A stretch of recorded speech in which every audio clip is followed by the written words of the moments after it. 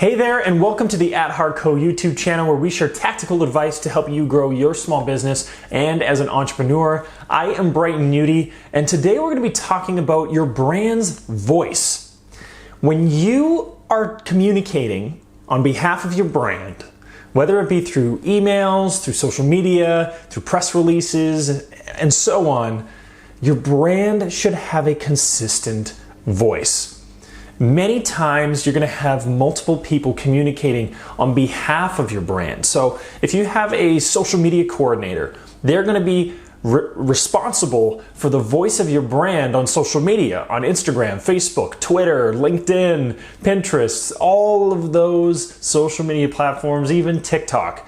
You're going to have to make sure that that voice is consistent on all those platforms. But it also needs to translate over into your emails as well. As I've mentioned before, the number one rule in branding is consistency. When our brands and our businesses are consistent in the decisions and the actions and the interactions that they have with our customers, it creates a desired reputation for the company. And that's really what branding is. It's dedicated, focused decision making in order to build a desired reputation for a company. So when you are creating collateral or materials or communications for your brand, you want to make sure that you're using a consistent voice. And what do I mean by a consistent voice? What I mean is you're using the same verbiage. It sounds like it's coming from the same organization. You're using the same words many times in order to reference parts of your products or your services.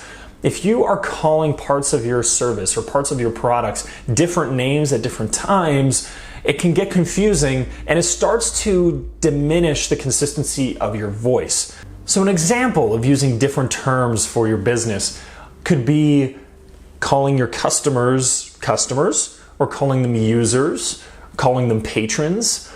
You want to make sure that you are consistently communicating in the same way and using the same words to represent different parts of your business. So that's one side of things, is making sure that the verbiage that you're using within your business is consistent across the board, whether you are calling customers patrons or fans or users, whatever you're calling them, make sure it's consistent in everything that you do. The way that we help clients and ourselves create a consistent voice across all of our communication mediums is by using what we call the voice filter, which is a 4-part voicing framework that is a great reference point when creating any type of collateral or copy for the brand. And how that works is the first section is called the character and persona. And in another part of the brand clarity framework, which is our branding framework that we use with every single client, each personality actually has personality traits and characteristics that create an overarching theme of what that brand's personality is going to be. So with the character and persona, we want to make sure that it matches with the personality of the overarching brand. So an example of a voice filter really could be this. The character and persona for a creator brand could be visionary and bold. That's the overarching characteristics of the voice. The next piece is the tone that they use. So what is the tone that they're going to be using in the majority of their communications? As another example within the creator personality, it would be excited and personable. So we would want that tone of voice to be almost more conversational and often excited instead of negative and downplaying situations. They want to be excited, optimistic. That's really a big piece of the creator personality and the creator voice. The next piece is the language section. And we always want to make sure that the language in our voice as a brand is simple. I've talked about this in a previous video. If we are using verbiage that is too complex, we're using so much industry jargon and also using acronyms within our communications, we're going to confuse our customers, our stakeholders way too quickly. That is not what we want to do. So we want to use simple language always. Doesn't matter the personality, doesn't matter the voice. we should always be using simple language to make sure that we can communicate in a clear way. The other word that we would make sure that we could integrate into the creator personality is entrepreneurial. Again, the creator personality is really based around creativity and innovation and making sure that there's an entrepreneurial spirit underlying the language of the brand is really a great way to differentiate the communication between one company and another. And then finally, you want to make sure you understand what the core purpose of your communications are and what the core purpose of the voice is going to achieve. So an example of that would be to inspire, especially within the creator personality. We really want to inspire our audience as creators. We want to inspire other individuals to have their own creative journeys. A great example of this is Apple. Apple is what we would identify as a creator personality. And their products, their services, their communications, all are really focused on helping people create and inspire them to do more things, whether it be an iPad Pro and the sketching tools that they've implemented through there, or GarageBand and iMovie, and being able to create music and videos really simply and easily.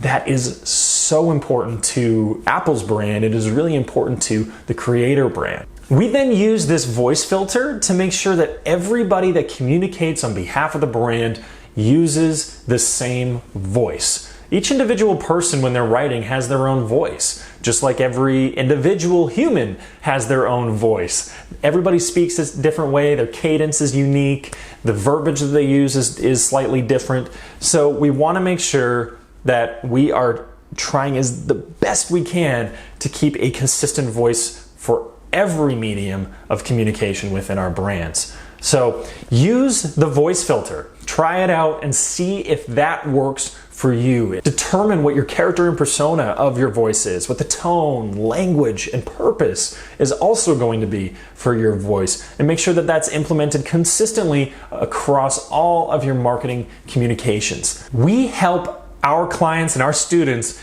implement and create their own voice filters in our online course, the Brand Clarity Masterclass online course. It's an online course that's self-guided, packed with over 2 hours of guided video content, a comprehensive workbook to help you work through each exercise, as well as added bonuses, including a website wireframe and a social media cheat sheet to help you begin implementing your brand right away. So if you're feeling confused and overwhelmed with trying to create a powerful brand that your customers and audience will connect with, sign up for the Brand Clarity Masterclass online course today. I will put the link in the description below, and you can start your brand clarity journey right now. Get clear, get focused, and begin implementing consistent marketing with confidence by having a clear brand strategy. Thanks for tuning in to this episode of the At Heart Co YouTube channel. Be sure to subscribe and like this video, tap that bell as well, and we will see you here next week where we share another tactical tip to help you grow your small business and as an entrepreneur.